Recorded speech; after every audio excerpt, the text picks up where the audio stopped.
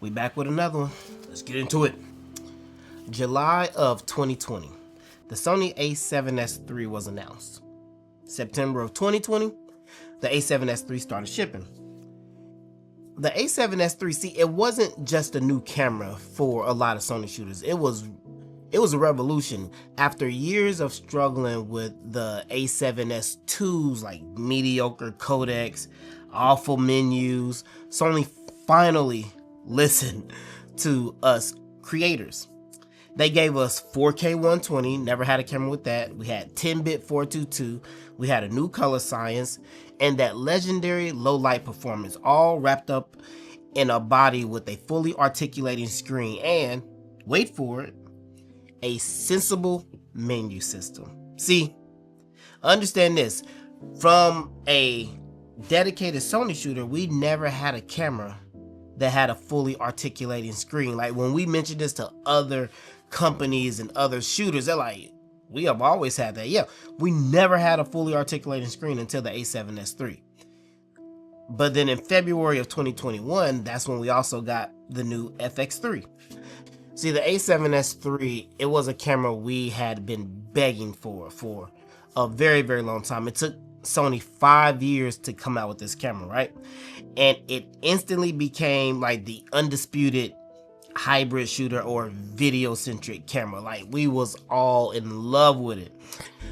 But that was almost 5 years ago to date. In tech years, that is an absolute lifetime, and that's why you see a lot of videos on YouTube right now with a lot of people concerned about the direction of where Sony is going and what is their plan and purpose. And since then, we've watched Canon release the R5C. We saw them even fix their overheating and build out a R3, and we also saw the R5 Mark II. We've watched Panasonic give us internal ProRes RAW. We've watched Nikon with the Z8 and the Z9 essentially giving you an A1 for video at half the price. And we've also watched Blackmagic completely disrupt the game with a $3,000 cinema camera that shoots 6K open gate. And what has Sony given us? The FX3 is the same as the A7S III, same really as the ZV-E1 with some restrictions. The FX6 was a fantastic camera, but it's in a different class. So you're in your cinema class, right? The A1, the A1 Mark II, the A7 IV are all incredible cameras, but they are not dedicated video powerhouses. We photographers and videographers who invested in the Sony ecosystem have been patient. I honestly think that we have been more than patient. We've been loyal. But now the rumors of like the A7 V, A7S IV, the FX3 Mark II, some of them are finally starting to swirl. But I gotta be honest with everybody out there on YouTube, coming from a Sony shooter who's been shooting for a very long time, dedicated Sony shooter, I am not excited. Actually, I'm worried, and I'm about to tell you why.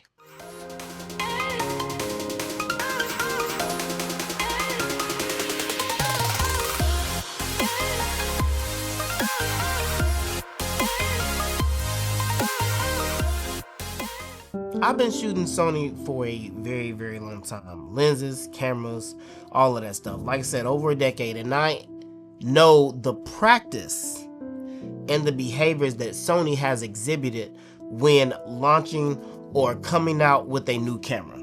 That's my problem. See, I call this behavior the Apple syndrome. It's where you take a product, in this instance a camera or phone, is where you take a previous model, you give it a new camera, you give it a new CPU, and you just call it a new product so you can sell millions more, right? Make millions and millions of more dollars. See, Apple has been doing this for so long with their phones, and I think everybody out there knows. Yeah, give it a few little tweaks and turks, give it a new name, call it a new camera. It's a business practice that they've been exhibiting for a very long time, as long as I can remember. And now that same type of practice has seemed to seep into Sony's algorithm with the lack of features, the lack of innovation. And I'm worried that after waiting for 5 more years for a video-centric camera, Sony is about to deliver a massive disappointment. What the fuck? And I just have to be honest with you guys. And here's where I'm coming with this notion. Here's my concern. Concern number 1. Sony has a proven history of artificial segmentation. Okay? They are masters at giving you around 60% of the stuff that you want, but holding back that last crucial 40% to protect their more expensive products in their lineup, or other products that they may come out with that might take those features. So when we look at our wish list for like the A7S IV or the FX3 Mark II, we have to ask, which of these features, and I'm gonna ask you guys out there right now, which of these features will Sony allow you to have in a new A7S IV or an FX3? What do you actually think, with all the competition, what do you actually think Sony is going to give us? Are they going to give us a new 6K or 8K sensor, oversample 4K? Are they going to give us internal ProRes RAW or even Blackmagic RAW? Will it have 12-bit internal RAW recording? Global shutter. Do you think we're going to get a camera that's going to have all this in global shutter? Will it have ND filters? Will we have that? Will we have a beautiful upgraded 4-inch LCD, or just a new LCD in general? Will it have open gate? Will it have simultaneous crop recording? Will it have a triple base ISO? Will it have a 24 or 32 megapixel sensor? Will it be able to record to an external SD card? Will it have 32-bit float? And by all means, what do you think Sony will price a product at like that? Even if Sony could include half of the things, what do you think the price would be? Do you believe it will be competitive enough to compete with the Canon C50? What is that, about $3,400-$3,500? Or do you think they will price it as low enough to compete with the Nikon ZR at $2,100-$2,200? Do you really think Sony will give you such a jam-packed video camera and price it at $2,200 like the Nikon ZR? Stop it. Get some help. See, that's not even Sony's MO. That's not even how they operate. That's not even part of their business practice. See, let me let you guys in on a little secret. See, Sony's business model isn't about giving you the best possible camera for your money. It's more about placing you on a very expensive ladder and making you climb it. And I'm terrified that the A7S IV, or again, the FX3 Mark II, will be designed first and foremost not to compete with Nikon or Canon, but to compete with something in the likes of like the FX6. It is what it is. I don't think they're not making these things to kind of compete with other things. That's why I don't think that we're going to get half of the features that we actually want. The point is, the category in which these cinema cameras and people are coming out with these cameras have evolved. The bar for like a $4,000 video-centric camera is no longer the A7S III. The competition out there right now is offering 8K reframing, future-proofing, internal RAW, insane flexibility in post with simultaneous crop recording and open gate for vertical videos and the reframing. The competition knows this. They're offering better, more reliable autofocus. They're offering subject detection, which I don't have a problem with Sony when it comes to reliable autofocus. I think we all know that. But the amount of things that our competitors are offering, I am just praying that Sony will be able to compete with that. But here's my question. Can Sony afford to give us an A7S IV or an FX3 Mark II with a slightly better sensor, a new processor? I don't think so. Absolutely not. But based on their history, based on Sony's history, will they be brave enough to leapfrog the competition? Or will they play it safe, protecting their other cameras, their high-end models, and assuming our loyalty to them is just given? You know, well, they're not going to go anywhere. I mean, we got the best ecosystem. And that brings me to my next one. I call this the good enough trap.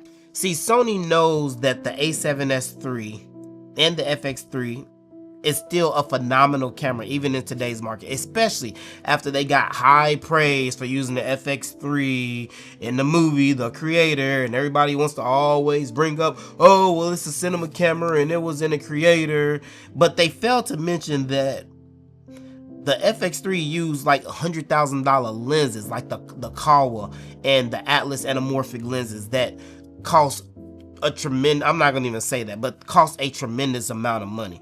And when Sony looks at this, the A7S III and the FX3 is still good enough for probably 80% of video work today.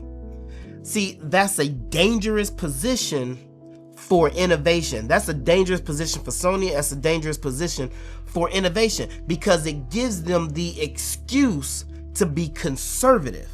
All right. See, if I know that my stuff is good enough, I'm gonna drag my feet a little bit. My cameras are still selling a ton. The FX3, people are still buying the FX3 today. People are still buying the A7S III today. Our numbers reflect that. So we can kind of drag our feet a little bit because for 80% of the video work that is going on today, the cameras are still good enough. And since they know that, like I said, that is dangerous for innovation. That gives them an excuse to drag it out for years and years and 5 and 6, 7 years. That gives them an excuse to be conservative. See, it's the whole why fix what isn't broken. They might think that. The FX3 and the A7S III is still selling.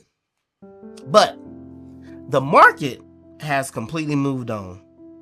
Good enough isn't what we pay for after a 5-year wait.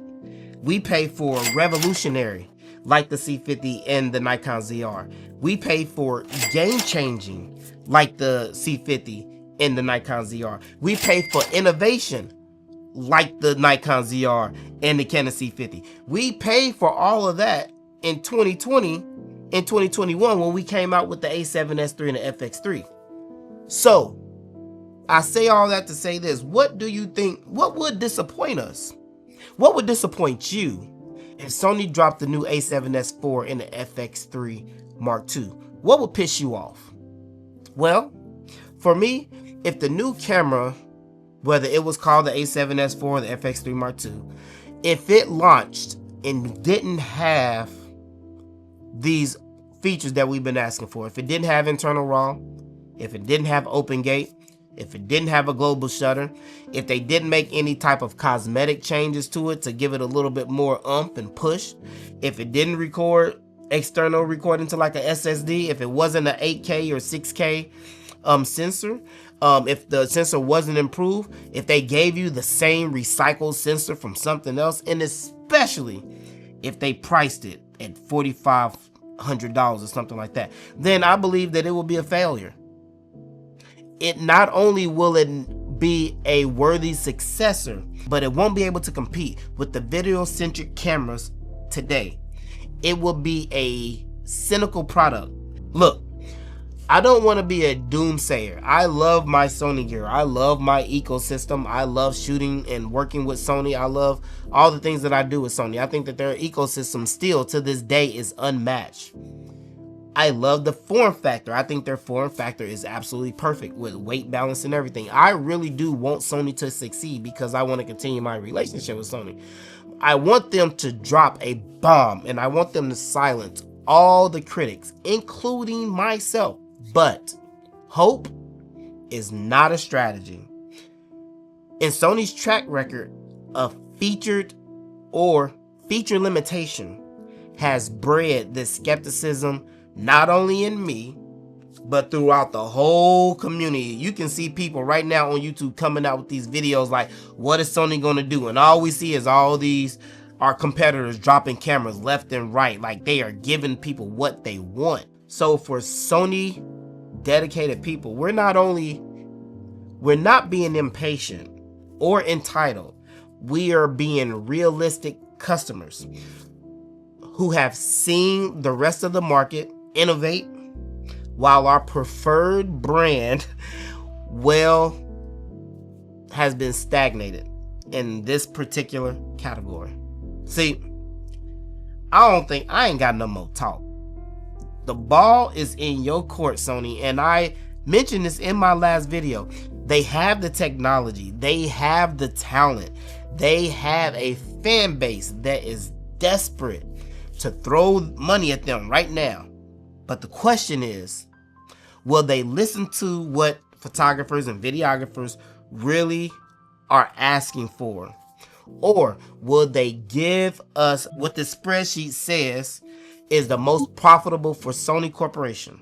It's only going to be more on what they can reuse, what we can recycle again, like the FX2 and the A1 Mark II and all the cameras that we continue to recycle. Are they going to continue to do this? But at the same time, what are some of the minimalistic things we can add in to just please everybody and just call this a new camera? How can we get away or finagle this whole thing while still making a whole bunch of money? Listen to me, Sony. Come here. We waited 5 years. We deserve more than a calculated, segmented, disappointing update. So, what do you guys think? Are you worried or do you have faith? Let me know in the comment section below. And if you are as frustrated as I am, maybe it's time we made our voices heard, man. Make these videos, man. Hopefully they are listening, because if we don't, we might just get another Sony camera that Sony wants us to have and not the camera that we deserve. Until next time, I want to thank you guys for checking out your boy. This is your boy Brandon, aka the Kevin Hart of photography. Make sure that you guys take this conversation to the comments. Let me know your thoughts, man. Make sure you comment, make sure you like, of course, and make sure you subscribe. My goal was to try my best to hit 100,000 subscribers this year, because that is my goal. That is what I'm doing. And as you can see from my channel, man, we kill it, we kill it, man. So I just need you guys' help. Make sure you go smash that like button, man. Just smash it, just hit it once, or just keep smashing. I don't care, man. Tell the algorithm, tell it to put it out there, man. Tell it to put this video up there so people can comment, man, so we can just have some fun on this channel, man. And I'm going to continue to do what I do, and I want to hope that Sony hears our cry. I holla, it's your boy. Peace.